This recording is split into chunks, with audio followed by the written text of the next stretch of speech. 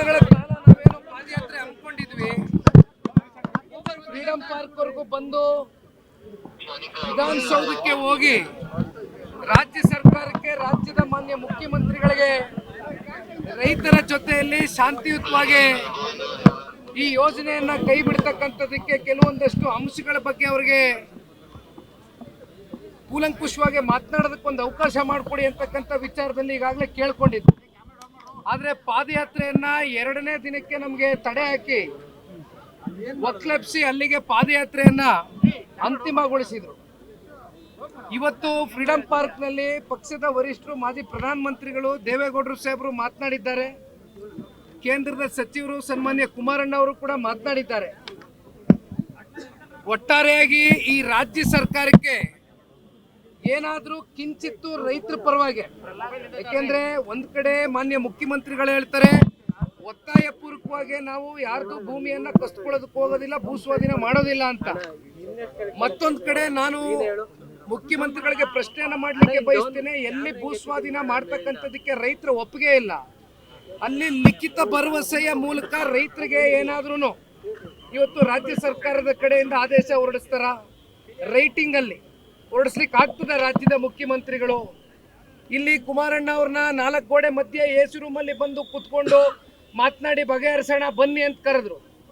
ಕುಮಾರಣ್ಣ ಅವ್ರೇನು ಹೇಳಿದ್ರು, ಇಲ್ಲಿ ಜನ 526 ದಿನಗಳ ಕಾಲ ಇವತ್ತು ಬೀದಿಲಿ ಕೂತಿದ್ದಾರೆ, ನಾವು ಒಳಗಡೆ 4 ಜನ ಕೂತ್ಕೊಂಡು ಇದು ಇತ್ಯರ್ಥ ಆಗ್ತಕ್ಕಂಥ ವಿಚಾರಗಳಲ್ಲ, ಇದು ಬಹಿರಂಗ ಚರ್ಚೆಗೆ ಬನ್ನಿ ಅಂತಕ್ಕಂಥ ಆಹ್ವಾನವನ್ನು ಕೊಟ್ಟು ಕುಮಾರಣ್ಣ ಅವ್ರು ಬಂದರು. ಬೈರ್ಮಂಗಲ ಸರ್ಕಲ್ನಲ್ಲಿ ಕೂತರು. ಅವತ್ತು ರೈತರೆಲ್ಲರೂ ಕೂಡ ಕೂತಿದ್ರು. ಅವತ್ತು ಮಾನ್ಯ ಮುಖ್ಯಮಂತ್ರಿಗಳು ಅವತ್ತು ಕೂಡ ಸಮಯ ಮೀಸಲಿಡಕ್ಕೆ ಆಗಲಿಲ್ಲ. ಅವತ್ತು ಪಾಪ ಕಾರಣಗಳು ಕೊಟ್ಕೊಂಡು ಅಥವಾ ಕಾರಣನೇ ಕೊಡ್ದಿರ ತಪ್ಪಿಸ್ಕೊಂಡ್ರು. ಇವತ್ತು ನಮಗೆ ಕೆಲವೊಂದಷ್ಟೇನು ಪ್ರಶ್ನೆಗಳನ್ನ ಕೇಳಿದ್ದಾರೆ. ಅವರ ಪ್ರಶ್ನೆಗಳಿಗೆ ಕೆಲವೊಂದಷ್ಟು ಟೆಕ್ನಿಕಲ್ ಪ್ರಶ್ನೆಗಳು ಇವತ್ತು ಮಾಧ್ಯಮದಲ್ಲಿ ನಾವು ಕೂಡ ಪ್ರಕಟಣೆ ಕೊಟ್ಟಿದ್ದೇವೆ, ನಾವು ಕೂಡ ಮಾಧ್ಯಮಗಳಲ್ಲಿ ಬಿಡುಗಡೆ ಮಾಡಿದ್ವಿ. ಅದಕ್ಕೆ ಇವತ್ತು ರಾಜ್ಯ ಸರ್ಕಾರ ಉತ್ತರ ಕೊಡಬೇಕು. ಜೊತೆಯಲ್ಲಿ ಈ ಯೋಜನೆ ಎಲ್ಲಿವರೆಗೂ ಈ ರಾಜ್ಯ ಸರ್ಕಾರ ಕೈ ಬಿಡೋದಿಲ್ಲ ಅಲ್ಲಿಯವರೆಗೂ ನಿರಂತರವಾಗಿ ದೇವೇಗೌಡರು ಹೇಳಿದ್ದಾರೆ. ಸನ್ಮಾನ್ಯ ಕುಮಾರಣ್ಣ ಅವರು ಕೂಡ ಇವತ್ತು ಈ ವೇದಿಕೆ ಮೂಲಕ ಫ್ರೀಡಂ ಪಾರ್ಕ್ ನಲ್ಲಿ ಮೆಸೇಜ್ ಕೊಟ್ಟಿದ್ದಾರೆ. ಬಹಳ ಸ್ಪಷ್ಟವಾಗಿ ಹೇಳ್ತೇವೆ, ಯಾವ ಕಾರಣಕ್ಕೂ ಕೂಡ ಈ ಒಂದು ಹೋರಾಟವನ್ನ ಇಲ್ಲಿಂದಿಲ್ಲ ಕೈ ಬಿಡ್ತಕ್ಕಂಥ ಪ್ರಶ್ನೆ ಇಲ್ಲ. ಎಲ್ಲಿಯವರೆಗೂ ರೈತರ ಮೇಲೆ ದಬ್ಬಾಳಿಕೆ ಮಾಡಿ, ದೌರ್ಜನ್ಯ ಮಾಡಿ, ಒತ್ತಾಯ ಪೂರ್ವಕವಾಗಿ ಭೂಸ್ವಾಧೀನ ಪ್ರಕ್ರಿಯೆಯನ್ನ ಇವತ್ತೇನು ಮುಂದಿಟ್ಕೊಂಡು ಹೊರಟಿದ್ದಾರೆ, ಕಾನೂನಿನ ಹೋರಾಟಕ್ಕೂ ಕೂಡ ನಾವು ಈಗಾಗಲೇ ರೈತರಿಗೆ ಭರವಸೆಯನ್ನ ಕೊಟ್ಟಿದ್ವಿ. ಅದೇ ರೀತಿ 25ನೇ ತಾರೀಕು ಇವತ್ತು ಹೈಕೋರ್ಟ್ ನಲ್ಲಿ ಹಿಯರಿಂಗ್ ಕೂಡ ಇದೆ. ಡಬಲ್ ಸ್ಟ್ಯಾಂಡರ್ಡ್ಸ್ ಮೈಂಡ್ ಸೆಟ್ ಇದು. ಈಗ ರೈತರ ಜೊತೆಯಲ್ಲಿ ನಾವು ಇದೀವಿ ಅನ್ನೋದಾದ್ರೆ ಒಂದ್ ಕಡೆ ಪರಿಶೀಲನಾ ಸಮಿತಿ ಮಾಡ್ತೀವಿ ಅಂತ ಹೇಳುವಂಥದ್ದು, ನೀವೇ ಹೇಳ್ದಂಗೆ 4 ಅಂತಿಮ ಊರುಗಳ 5,000 ಎಕರೆ ಅಂತಿಮ ಅಧಿಸೂಚನೆ ಹೊರಡಿಸ್ತಾರೆ, ಅವತ್ತಿನ ದಿನವೇ ಹೊರಡಿಸ್ತಾರೆ. ಅಂದ್ರೆ ಇದು ದ್ವಂದ್ವದ ಮನಸ್ಥಿತಿ ಸರ್ಕಾರ. ಈಗ ನಿಖಿಲ್ ಕುಮಾರಸ್ವಾಮಿ ಅವರದು ಇದು ಪಾದಯಾತ್ರೆ ಇದೆ, ಬಿಡದಿ ಪಾದಯಾತ್ರೆ, ಇದು ಪಟ್ಟಾಭಿಷೇಕ ಪಾದಯಾತ್ರೆ ಅಂತ ಕಾಂಗ್ರೆಸ್ ನಾಯಕರು ಹೇಳ್ತಿದ್ದಾರೆ. ನಾನು ಹೇಳದಲ್ಲಣ್ಣ, ಮಾತಾಡ್ಬೇಕಾದ್ರೆ ಇದು ಪ್ರಜಾಪ್ರಭುತ್ವ. ಯಾರು ಯಾರ ಪಟ್ಟಾಭಿಷೇಕ ಒಂದು ವ್ಯಕ್ತಿನ ಒಂದು ಕುಟುಂಬನೋ ಮಾಡಕ್ಕಾಗಲ್ಲ. ನಮ್ಮ ರೈತ ಪರವಾದಂತ ನಿಲುವುಗಳು, ನಮ್ಮ ರೈತ ಪರವಾದಂತ ಬದ್ಧತೆ, ಯಾಕೆಂದ್ರೆ ಈ ಭಾಗದಲ್ಲಿ ಜನ ನಮ್ಗೆ 3-4 ದಶಕಗಳಿಂದ ರಾಜಕೀಯವಾಗಿ ಜನ್ಮ ಕೊಟ್ಟಿರ್ತಕ್ಕಂಥವ್ರು, ಶಕ್ತಿ ಕೊಟ್ಟಿರ್ತಕ್ಕಂಥವ್ರು, ಅತ್ಯಂತ ಉನ್ನತವಾದಂಥ ಸ್ಥಾನಕ್ಕೆ ಹೋಲ್ ತಪ್ಪತಕ್ಕಂಥದಕ್ಕೆ ನಮ್ಮ ಕುಟುಂಬಕ್ಕೆ ಆಶೀರ್ವಾದ ಮಾಡಿರ್ತಕ್ಕಂಥ ಜನ ಇವರು.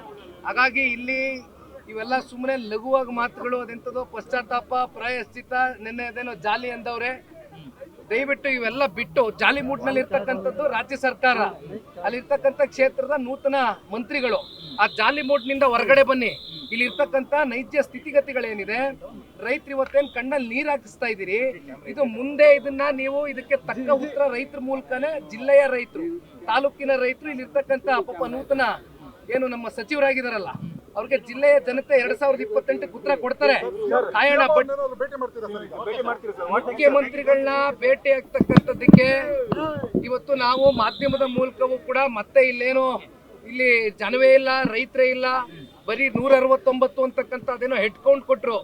ಇವತ್ತು ನೀವು ನೋಡಿರ್ಬೋದು ಅಲ್ಲಿ 9 ರೆವಿನ್ಯೂ ಗ್ರಾಮಗಳ ಎಲ್ಲ ರೈತಾಪಿ ವರ್ಗ ನಿಮ್ಮ ಮುಂದೆ ಇಲ್ಲಿ ಯಾರು ಕೂಡ ಪಕ್ಷದ ಒಂದು ಕಾರ್ಯಕ್ರಮ ಆಗಿರಲಿಲ್ಲ. ಹಿಂದ್ಗಡೆ ಪಕ್ಷದ ಬ್ಯಾನರ್ ಕೂಡ ನಾವೆಲ್ಲೂ ಹಾಕಿಲ್ಲ. ಇದು ರೈತರ ಹೆಸರಲ್ಲಿ ಆಗ್ತಾ ಇರ್ತಕ್ಕಂಥ ಕಾರ್ಯಕ್ರಮ. ಹಾಗಾಗಿ ರೈತರು ಇವತ್ತು ಅತಿ ಹೆಚ್ಚು ರೈತರು ಬಂದಿದ್ದಾರೆ. ದಯವಿಟ್ಟು ಇವತ್ತು ಎಷ್ಟು ಹೆಡ್ ಕೌಂಟ್ ಬಂದಿದ್ದಾರೆ ರೈತರು, ಎಷ್ಟು ಜನ ರೈತರು ಭಾಗಿಯಾಗಿದ್ರು ಈ ಹೋರಾಟದಲ್ಲಿ ಇರ್ತಕ್ಕಂಥದ್ದು ಮುಖ್ಯಮಂತ್ರಿಗಳು ಉತ್ತರ ಕೊಡಬೇಕಿದೆ. ನಾವು ಗಂಭೀರವಾಗಿ ಇವತ್ತು ಈ ರಾಜ್ಯ ಸರ್ಕಾರಕ್ಕೆ ಮಾನ್ಯ ಮುಖ್ಯಮಂತ್ರಿಗಳಿಗೆ ಆಗ್ರಹಿಸ್ತಕ್ಕಂಥದ್ದು ಇಷ್ಟೇ. ಈಗಲೂ ಕಾಲ ಮಿಂಚಿಲ್ಲ, ಅಧಿವೇಶನ ನಡೀತಾ ಇದೆ, ಸದನ ನಡೀತಾ ಇದೆ, 27ರವರೆಗೂ ಸದನ ಇದೆ. ಇವತ್ತು ಎಷ್ಟೊತ್ತೇ ಆಗ್ಲಿ ಬೇಕಾದ್ರೆ ನಾವು ಕಾಯ್ತೀವಿ. ನಾಳೆ ಟೈಮ್ ಕೊಡ್ತಾರ, ನಾಳೆ ಬರ್ತೀವಿ. ಇಲ್ಲ ಇನ್ನು ಒಂದು ವಾರದ ಬಿಟ್ಕೊಂಡು ಬನ್ನಿ ಅಂತ ಹೇಳ್ತಾರ, ಬರ್ತೀವಿ. ಏನ್ ಜಾಸ್ತಿ ನಾವೇನು ಇಲ್ಲಿ ದಾಂಧಲೆ ಮಾಡಕ್ ಬರ್ತಾ ಇಲ್ಲ. ಇಲ್ಲಿ ರೈತರ ಹಕ್ಕೇನಿದೆ ಅದನ್ನ ಪಡಿತಕ್ಕಂಥದಕ್ಕೆ ಶಾಂತಿಯುತವಾಗಿ ಬಂದು ಅವಕಾಶ ಮಾಡಿಕೊಡಿ. ಪ್ರಜಾಪ್ರಭುತ್ವದ ಅಡಿ, ಸಂವಿಧಾನದ ಅಡಿ ಎಲ್ರಿಗೂ ಒಂದು ಅವಕಾಶ ಸಿಕ್ಕಬೇಕಾಗಿದೆ. ಅವಕಾಶ ಮಾಡಿಕೊಡಿ, ಬಂದು ಮಾತಾಡ್ತೀವಿ. ಸರ್, ಈಗ ರಾಜ್ಯದಲ್ಲಿ ಜೋಡೆತಂತ್ರ ಜೆಡಿಎಸ್ ಮತ್ತು ಬಿಜೆಪಿ ಅಂತ ಕರಿತೀವಿ. ಯಾಕೆ ಬಿಜೆಪಿ ಒಬ್ಬ ನಾಯಕರು ಯಾಕೆ ಕಾಣಿಸ್ಕೊಂಡಿಲ್ಲ ಸರ್ ವೇದಿಕೆ ಮೇಲೆ? ಯಾರು ಕಾಣಿಸ್ಕೊಂಡಿಲ್ಲ? ಈಗ ಆಗ್ಲೇ ಮಾನ್ಯ ವಿರೋಧ ಪಕ್ಷದ ನಾಯಕರು ಅಶೋಕ್ ಅಣ್ಣ ಅವರು ಬಂದು ನೈತಿಕವಾದಂತ ಒಂದು ಬೆಂಬಲ, ಸಾಂಕೇತಿಕವಾದಂತ ಒಂದು ಬೆಂಬಲ ಎಲ್ಲವೂ ಕೂಡ ಸೂಚಿಸಿ ಹೋಗಿದ್ದಾರೆ. ಇಲ್ಲಿ ಮೊಸರಲ್ಲಿ ಕಲ್ಲು ಹುಡುಕ್ತಕ್ಕಂಥ ಕೆಲಸ ಮಾಡೋದು ಬೇಡ. ನಾವು ಮಿತ್ರ ಪಕ್ಷ ಇದ್ದೇವೆ, ನಾವಿಬ್ರು ರೈತರ ಪರವಾಗಿದ್ದೇವೆ, ರೈತರ ಜೊತೆಯಲ್ಲಿದ್ದೇವೆ, ಬಿಡದಿ ರೈತರ ಜೊತೆಯಲ್ಲಿ ಇರ್ತೇವೆ. ಎಲ್ಲಿವರೆಗೂ ಯೋಜನೆ ಡ್ರಾಪ್ ಆಗೋದಿಲ್ಲ ಅಲ್ಲಿವರೆಗೂ ಇಬ್ರು ಹೋರಾಟ ಮಾಡ್ತೇವೆ. ಸದನದ ಒಳಗಡೆನೂ ಕೂಡ ಈ ವಿಚಾರಕ್ಕೆ ಸಂಬಂಧಪಟ್ಟಂತೆ ಚರ್ಚೆ ಆಗಬೇಕು ಅಂತಕ್ಕಂಥದ್ದು ಎರಡೂ ಪಕ್ಷದ ನಾಯಕರು, ನಮ್ಮ JDLP ನಾಯಕರು ಬಾಬಣ್ಣ ಅವರು ಮಾತನಾಡಿದ್ದಾರೆ. ಸನ್ಮಾನ್ಯ ಕುಮಾರಣ್ಣ ಅವರು ಅದಕ್ಕೆ ನಿನ್ನೆ ದಿನ ಒಂದು ಮೀಟಿಂಗ್ ಅನ್ನು ಕೂಡ ಕರೆದಂತ ತಾವು ನೋಡಿದ್ದೀರಿ. ಜೊತೆಯಲ್ಲಿ ಅಶೋಕ್ ರವರು ಸೇರಿದಂತೆ ಬಿಜೆಪಿ JDS ಒಗ್ಗಟ್ಟಾಗಿ ಸದನದ ಒಳಗಡೆ ಸರ್ಕಾರಕ್ಕೆ ಇದರ ಒಂದು ಯೋಜನೆ ಬಗ್ಗೆ ಪ್ರಶ್ನೆ ಮಾಡ್ತಕ್ಕಂಥ ಕೆಲಸ ಮಾಡ್ತೇವೆ.